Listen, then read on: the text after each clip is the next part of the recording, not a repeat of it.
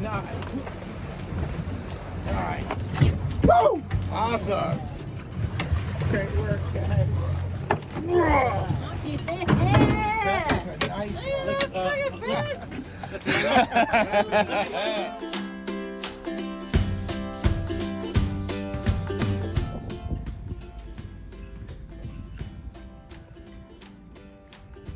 What's up, guys?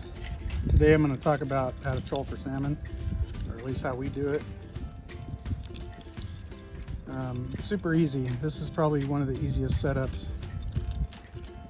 that we tie up. I mean, this thing only takes like a few minutes to set up. So the first thing you're going to want is a weight release. You got to figure out what kind of weight release you're going to use because there's a couple different ones. I like these gravity ones. Here's another gravity one, or at least that's what I'm calling it. When you have a small fish on, you tend to lose less weights when you're using this kind.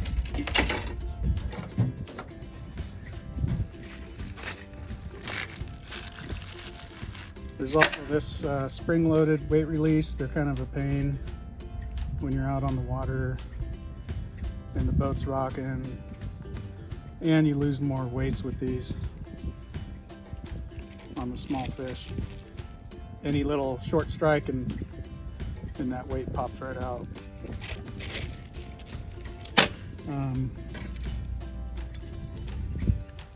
So here's your main line. You're just going to tie on a snap swivel and you just clip this baby on there. And then we like to use these smaller spinning flashers because there's less resistance. You just need a little flash underwater. It doesn't need to be some huge skateboard thing.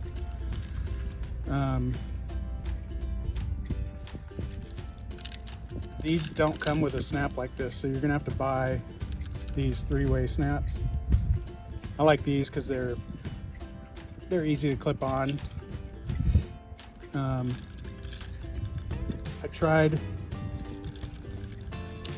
I tried, these are a three-way kind of too, but that little piece doesn't open up. I had to do it with pliers on one of them and it messed it up, so I saved these for something else. Anyway, so you have your spinning flasher, and hopefully it has some type of ball bearing here because you want this to spin freely without tangling up your bait line. So what I've done is I've added a little barrel swivel just to make it a little bit better, because the last thing you want is to tangle up your bait line. So in this instance, my leader here is just a few feet long. I tend to like using longer leaders, like 5 feet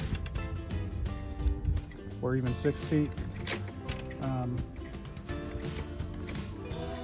But in this case, it's only 2.5 feet long. On the very end of this leader, you want just to tie on a snap. Use the smallest snap you can get without the snap opening up on a big fish. So when you read the packages, it'll say like 45 pounds, 60 pounds, 90 pounds. You want a snap that's rated for like 65 pounds because you want your snap to be heavier than your line. It's really important that this is mono because you want that stretch. And using barbless hooks, you want all the stretch in your line as possible to give you a better chance at landing that fish. Another thing we like to do is use a flimsier rod.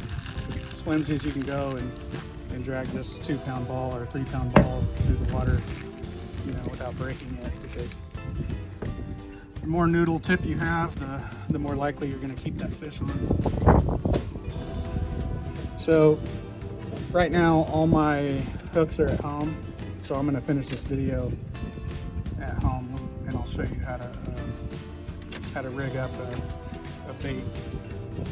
But I'm probably going to use a plastic swim bait and not an actual anchovy because I don't want to open up my frozen packs. Alright, so I'm home now. I'm going to show you how to rig the bait. We're using these little wire hook chingies. So your little clip on the end of your line is going to clip onto this hole right here. Now, a little nail has to go through that hole. That way the anchovy doesn't spin on the hook. I'm using this little fluke swim bait here. It's the first thing that I found in the garage. All right, I'm gonna slide this in. On an anchovy, this thing has like a little slot right there. But on an anchovy, you would turn it sideways and you would slide it just under the skin, right there. Just kind of eyeball where the hook is not straight anymore. So you don't want it to be down here because then it's gonna bend weird. You want the hook to come out where the hook's still straight. Anyway, so I'm gonna slide this baby in there. Just imagine that right there. Gonna come out of the anchovy's mouth.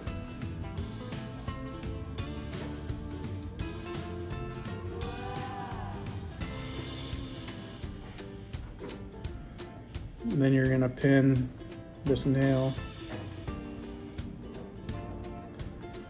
Oh, I pulled the rubber band off. All right, so this nail is gonna go through the top of the anchovy's mouth, down through the bottom of the mouth, and through that hole, like so. Kind of. The swim bait's being kind of weird, so it's not going to be exactly like that. You know, you're going to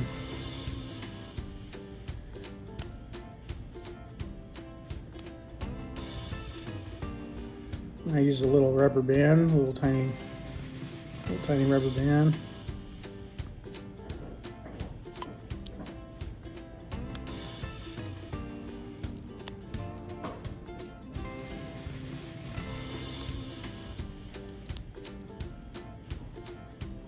My fingers don't want to do this for some reason.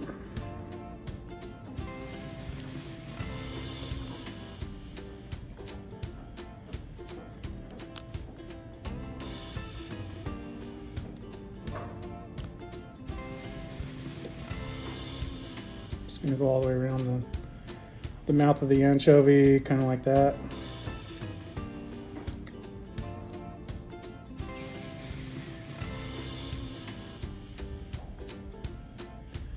Now you want your bait to rotate through the water, so you give just a little bit of bend in it, not much. If you're doing trial and error, you can clip it up, put it in the water, and see if it's rotating too much or too wide. You want to bring it back and straighten it out a little bit, but you just want a little bend. Maybe like that. All right, that's done. Make sure you're using barbless hooks because that's our laws in California. Now, the night before, you need to prep your bait. So you grab I have a box with the with 4 clips because I don't want this thing to leak out. So I got the kind of nice one. I don't really measure you're just gonna make a salt brine. I don't measure. I just take some sea salt, sprinkle it in there. You know, I go about that thick on the bottom and then fill it up with water to maybe 2/3 because you need room for the anchovies. Close the lid, shake it up, and then put your anchovies in there right out of the frozen tray and stick it in the fridge and you'll be ready to go. There's other products at the tackle shop that you can buy to make this foolproof. There's some bluing. It's like a liquid in a bottle. It's called Bite and Brine. You can just buy that from the store. I think it's $7.99, and you can fill it up halfway and fill the rest. You know, put some water, add some water to it, just kind of thin it out because it's a little bit too strong if you only use that.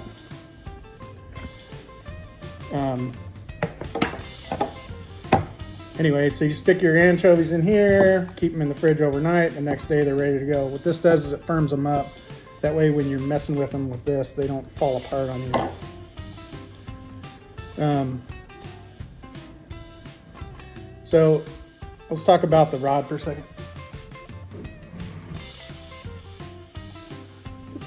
This is what I'm using because of these barbless hooks. I don't know if that's going to be backwards or not with the... So I have a Stubborn Vandal hybrid. And this one happens to be 7'9". I prefer the 9-footers, but Forrest didn't have any 9-footers when I went in there. So I just picked up a 7'9", 12 to 30 pound. And that's perfect for these ball rods. It can handle the 2-pound or 3-pound ball, no problem.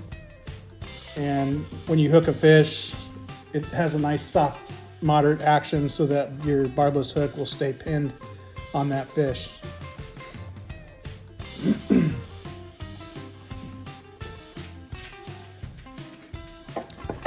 All right.